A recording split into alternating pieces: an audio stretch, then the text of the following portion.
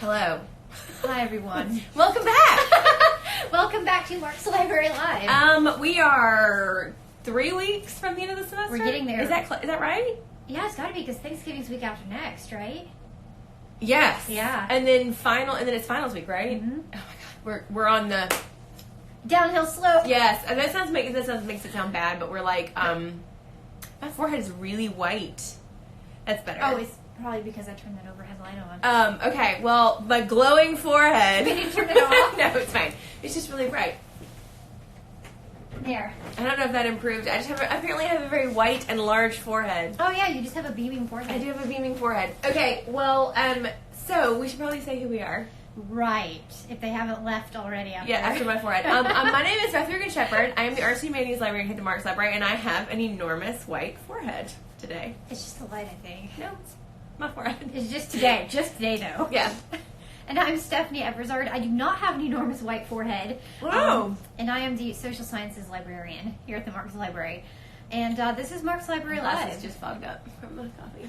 Things are going well today. It is freezing in here. It has been a day already. It's already a day. Okay. So this is Marx Library Live, where we talk about research and library-related things. So, in racking our brain today, That said, to try to come up with what we want to talk about, we were thinking about an assignment that often pops up this time of the semester. yeah.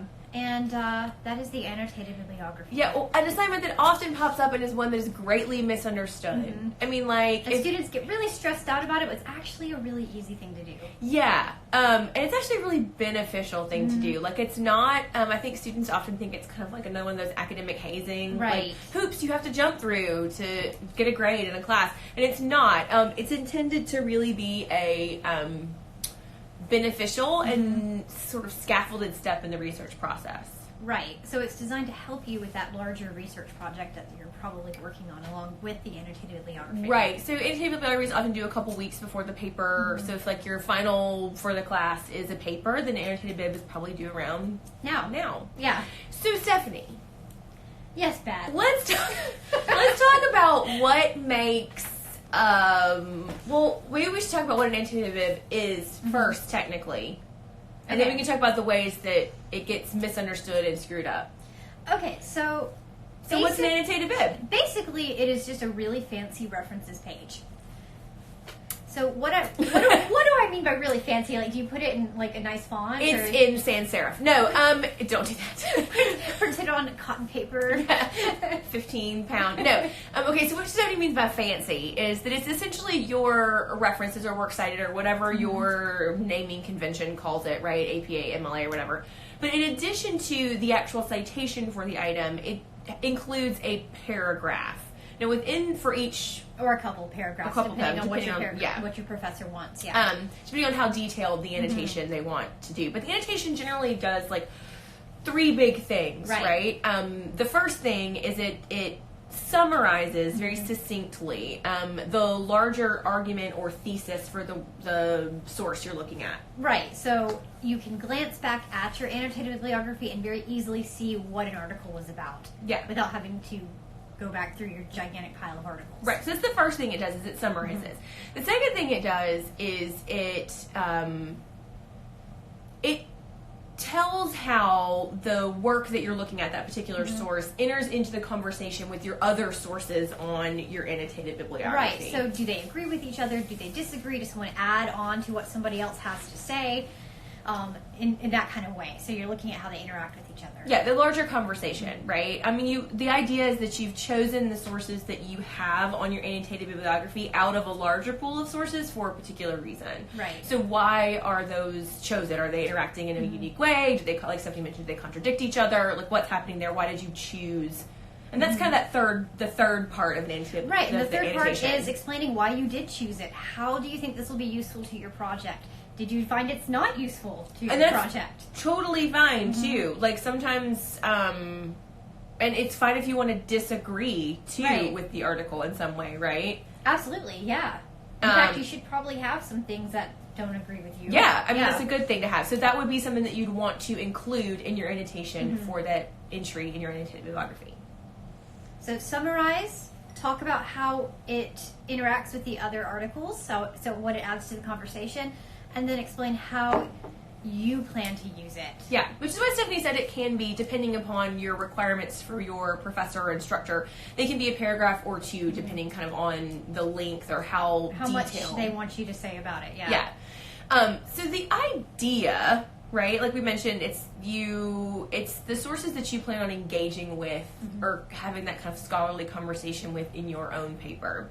So what are kind of the next steps after an annotated bib in some projects, right? Like you start working on the lit review, right? Which annotated bib is essentially like a listed lit review. Yeah, like if you've done your annotated bibliography well, then your lit review is almost written for you. It's going to be very, very easy to then talk about it in, I mean, to pull it all together into a lit review. Right, because you've already done kind of the thinking about the sources, right? I mean, you're going to have to take them out of alphabetical order, which is how they appear in the annotated bibliography, and put them in kind of thematic order, right? But the hard part... But you already know what they say, and you know what they say about each other, which is going to make it, like, really... It sounds complicated, but it's actually going to make it really easy. Right, it makes it kind of like just putting the pieces... You're like, oh yeah, this guy is talking to this guy. And they disagree, so this one guy has to say the same thing about this topic, so I'm going to put them together. Right. Like, you've already done all the work for the lit review. And so, like, Stephanie, in her disciplines, there generally is a lit review section of the article. Right.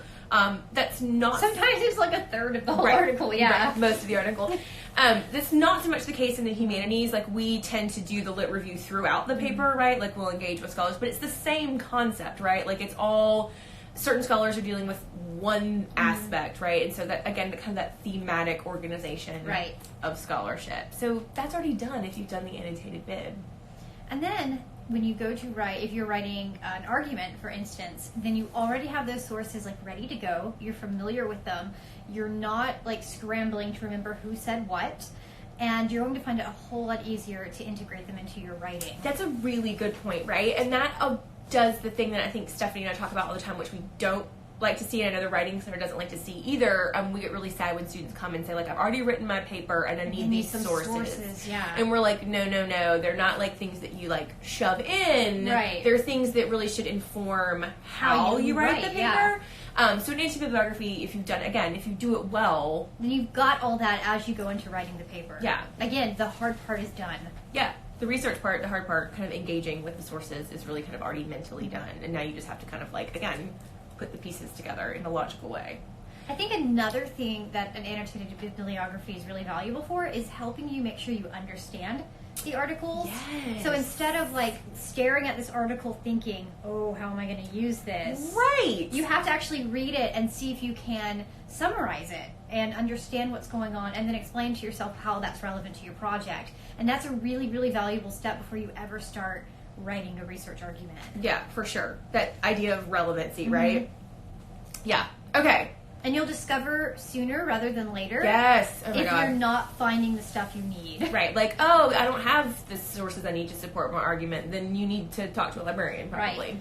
Because sometimes you find it, like, I know when I'm doing research, I'll find a bunch of stuff. I'm like, yeah, this looks great. Oh my God, this is totally great. Judging by the title. The titles will never and then I'm like, this has nothing to do with it. Or it's so tangentially related that you're like, well, that was a great source, but it really doesn't... It doesn't really move my argument. My argument anyway. Yeah. Okay, so if that's one done well, what is one done poorly look like? Okay. So there are lots of ways... I mean, there are lots of ways you can screw up anything, but let's talk about the big one. There are lots... The annotated bibliography is really valuable, so it's worth putting time into. Yeah, like, it's not a weird, like... Again, not that, like, quick, you do it the night before kind of thing. I mean, if you do that, you're not going to get the value that Stephanie's talking about. Like, it's not going to benefit your final paper in the way that if you really critically engaged and analytically engaged with the sources, you're going to benefit from. Right. So some things that I've seen would be students who don't actually read the article and try to just base it on the title. You need to have an understanding of the argument. So they might base it on the title, they might base it on the first few lines, they might base it on the abstract. heaven forbid, you actually copy and paste the abstract, which I have seen before, that is plagiarism. Don't do that. And it's the wrong thing. It's plagiarism, and it also doesn't do the thing that we are talking about that it annotated. It leaves out those last two really crucial right, because parts of an annotation. An abstract writer is not going to know how you plan to use it. Yeah, and it's also not talking about how it engages with any of the other sources that you yourself have consulted. Right. And then finally, if you just copy someone else's abstract, you will not have gone through the process of reading and understanding the article. Yeah, so don't copy abstracts. That's the worst one, okay? Spend some time doing it. And what other major malfunctions do we see on annotated bibliographies? I think the big one I often see is that people think it's just a summary. Yes. Yeah, they don't realize that those other two things are really important. Really important. Otherwise... It's just a list of summaries. It's just a book report. Yeah, it's just a book report. Yeah, it has nothing to do with your project if you don't do those other two things. Yeah, so the real, I think, big takeaway here is that it's really kind of, the annotation is composed of 3 parts, right? And that 2 of them, actually all of them, are your responsibility to generate, but one of them is just through understanding, and the other 2 are thinking about how it engages with your project as a whole. Well, I think even thinking about your own project can affect the summary too, because if you're dealing with like a really like complicated article and you only have like 3 sentences to write a summary, then you're probably going to focus on the aspects that are most important to your paper. That's it's a really good point. Yeah, like for an article, but definitely even for a larger like book length treatment of a topic. Like we've been talking about articles, but I mean a lot of the sources that students in my area engage with are critical monographs, right? So they're the long. Yeah, so you're definitely not going to be able to capture the all of it. Yeah, right, like because the author's going to have like multiple arguments, like thematic strings and arguments throughout that entire work, right? So you're kind of just how are you engaging with what part of the argument are you engaging with, right? Yeah. Yeah. So I think maybe the short of it is it's a really important assignment, and if you do it well, you'll actually save yourself a lot of time and a lot of heartache in the long run. Yeah, like I feel like if your professor has like given you assigned an annotated bibliography, they really are attempting to help you in the research process. Like it's scaffolded in that they want you to like do the work beforehand so that you don't have to scramble to do it at the end. So thank them for their effort for an annotated bibliography. Like it's good for you. And it's also, I don't know how to say this, it's also a pretty easy assignment when it comes down to it. Yeah, I mean once you've located the resources, it's kind of a free, maybe not easy, but free, right? Yeah. Because you're gonna have to engage with them anyway. Right. Okay, so yeah, you're gonna do that work anyway. You're gonna do the work anyway, so might as well get some points from it. Right? I don't know. Okay, so what do you do if you are a student and you are struggling with creating an annotated bib? I guess that probably would be like, what part are you struggling with? Like, where are you struggling, yeah. right? So I guess if you're struggling with the research part of it, like you can't locate the sources, then you need to talk to your librarian, right? And we've had lots of discussions about how to work with the librarian, but go back and watch those. Short end, do some work, email them. Yeah. And if you're struggling with reading and understanding an article, we have some resources for that too, on how to read an academic article. Yeah. I know for some of you, it might be a new process, and they're not easy to read. Yeah, and don't forget to talk to your professors as well, right? They're the subject experts, so like if you're trying to wrap your head around the methodology of this crazy, I don't know, sociology, whatever, the methodology, your professor's well-versed in those research methods, so ask them to help you understand the article. Right, so what seems really impossible to understand to you will be probably pretty simple for them, and they'll be like, let me explain it to you in a different way. So if those are the so if you're struggling with locating, talk to a librarian. If you're struggling with understanding the content, talk to your professor. And then if you're struggling with like the actual generation of the annotated bib itself, like how do I type it in and make my citations I would talk to the Writing Center. Yes. Yeah. And word about the Writing Center is they are super busy right now, I'm sure. Just like your librarians and your professors. So book those appointments early or you won't get in. Yeah. So start thinking now. Be courteous with your faculty, right? Like, don't give them a heads up if you want to talk to them, and same goes with librarians. So I think that kind of covers it, right? Yeah. We're right at time. Oh, do we want to talk a little bit about what's happening on... Oh, yeah. A few things happening. Yesterday, the Biomedical Library opened up their new VA resource room, so that is an excellent resource. Just in time for Veterans Day? Yeah, just in time for Veterans Day, and it is a space for veterans. So we thank you. Yes, we do. And there's a spot for you in the and there's a spot for you everywhere. It's a nice space. I don't know if you've seen it yet. I saw some pictures of it. It looks very nice. It's a nice space. Yeah. There's spots for you everywhere, but that one's especially for you. It's especially for you. So that just opened yesterday. Right, tomorrow is World Kindness Day, so we're going to have a few small things happening in the library as part of our semester of kindness. Nice. And there is something else that's happening. Oh, next week. There are a lot I'm like, of there are happening. things? There are lots of things happening. We're going to have, as part of our food drive, also part of the semester of kindness, we are going to do Fines Amnesty Day. Hey. So you can get your fines forgiven. It's actually Beth's idea, so you can thank her for this. You're welcome. You can get your fines forgiven and bring the books back. Yeah, you gotta bring the book back. We want the book. Bring the stuff, bring your books back, and bring a donation of a canned good or other non-perishable necessity. And your fines will be waived, and that's going to be on the 21st. Okay, and the list of the things, non-perishable necessities and food It things. actually just posted again like an hour ago, so Cool. it's all on social media. Yeah, so check that out.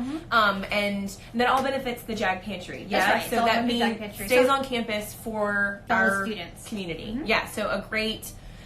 Students don't need to be thinking about food insecurity while they're trying to deal with finals. Right. So let's make sure we donate to that. Right. And if you don't know about JAG Pantry, it is a resource. So if you are experiencing Yes, good point. food insecurity, you can, we have information about it, but you can also go to the USA website and just search for JAG Pantry. Yeah, and you be sure to reach out to either one of us if you have any Yeah, questions we can about help you that. with that. Yeah, we'll help you with that.